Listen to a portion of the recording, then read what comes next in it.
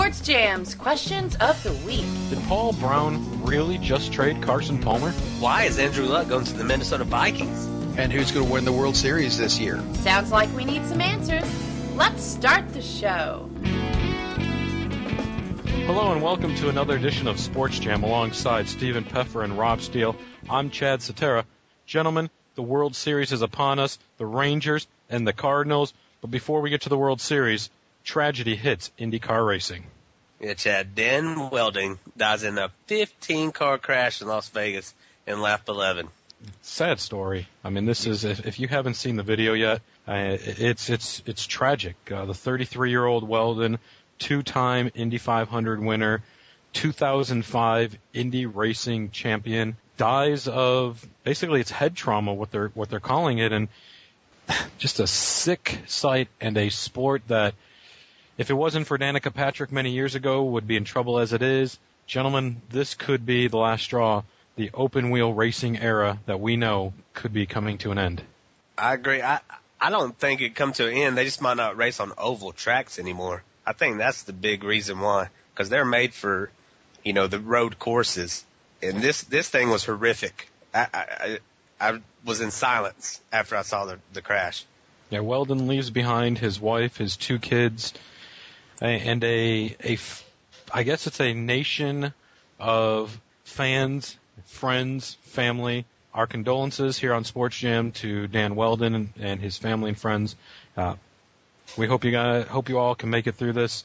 Our wishes and our best of luck to all of you. All the prayers are with you.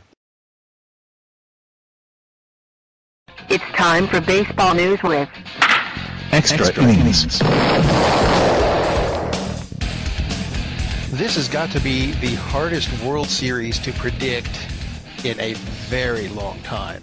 You can't even look at interleague stats for these teams because they've only played once in their history, back in 2004. St. Louis beat Texas 2 out of 3 games. And how many of the players are still on the same teams? I think 2. But one of them's a big name. Actually, I think both. Chris Carpenter, I think, was with the team. Did not actually face Texas that year, though.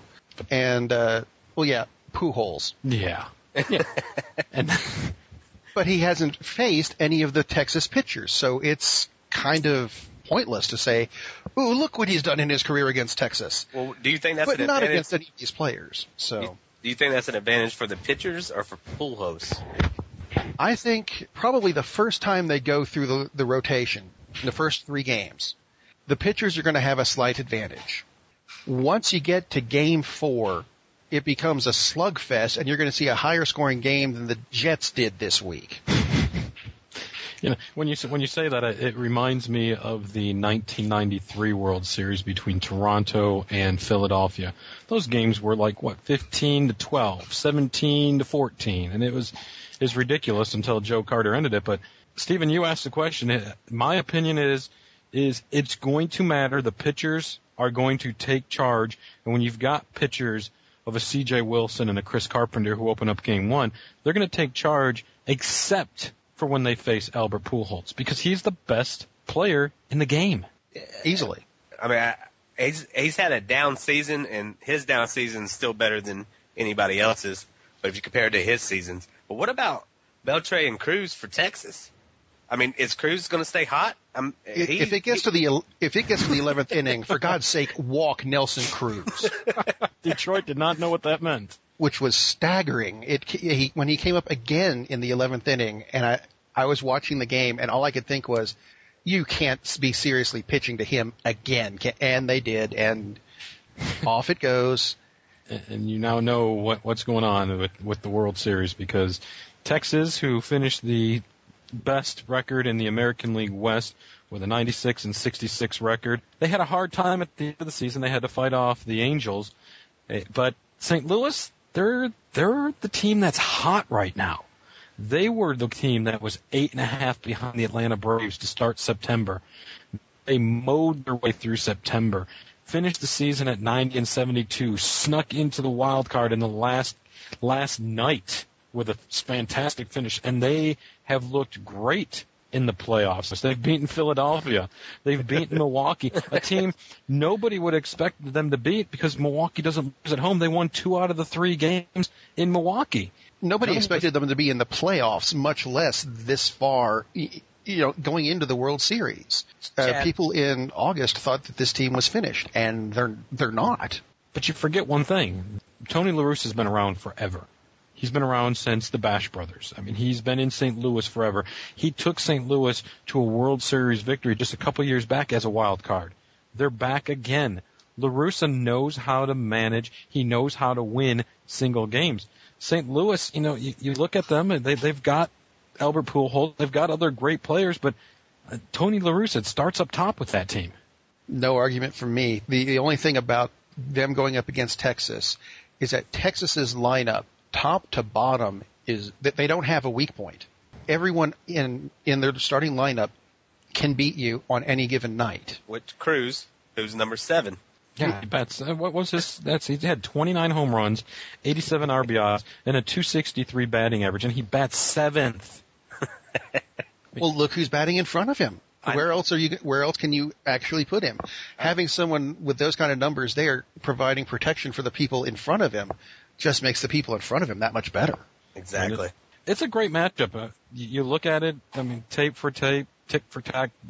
St. Louis and Texas, if you wanted an evenly matched World Series, I think we got it, guys. I think this thing could be a 7-game series.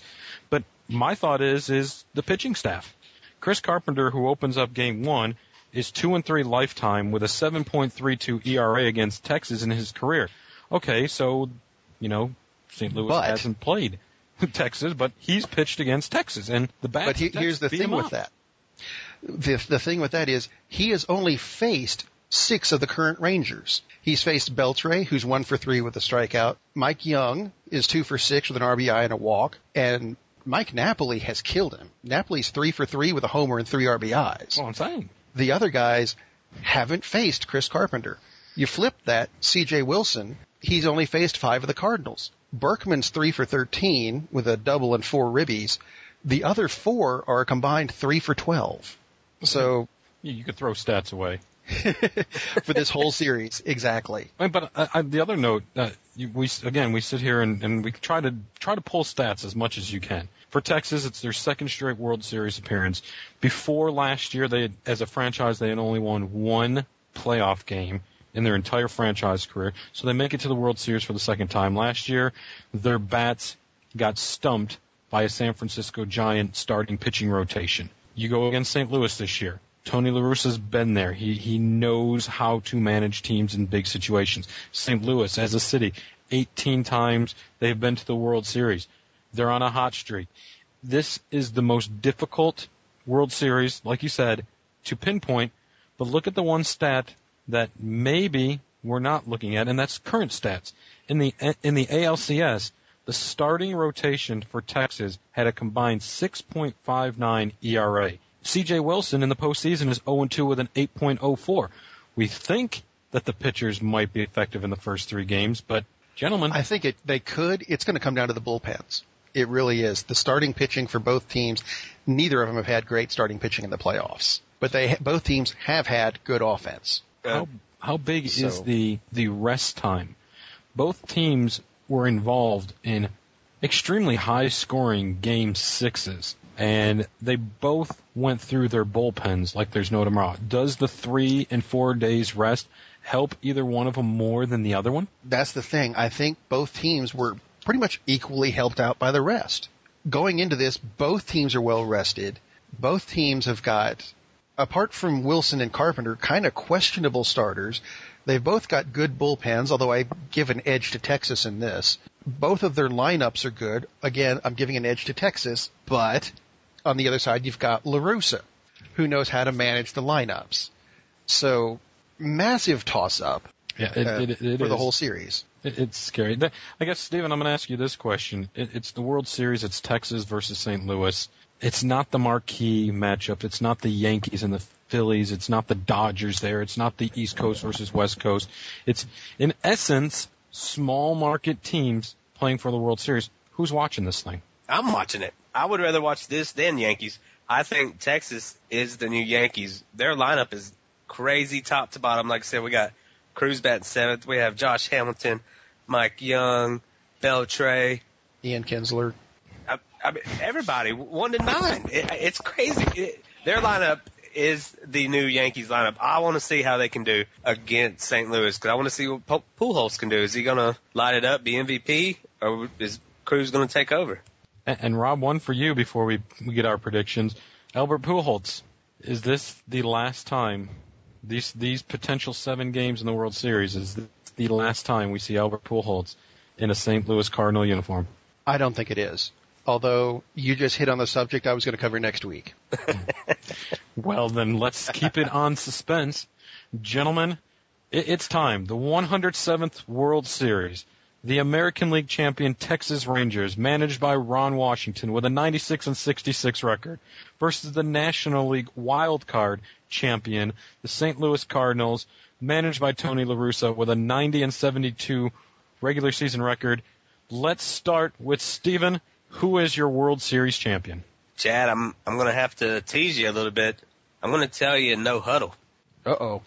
Our new segment. Mr. Baseball Insider, before we get the expert opinion, Steven, I would go with the no huddle.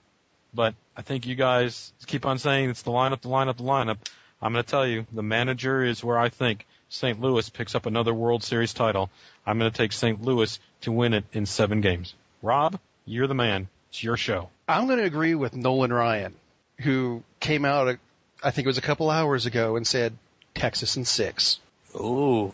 Would it surprise me if it went St. Louis in 7? No, but I'm still going with Texas in 6. I think this is finally their year.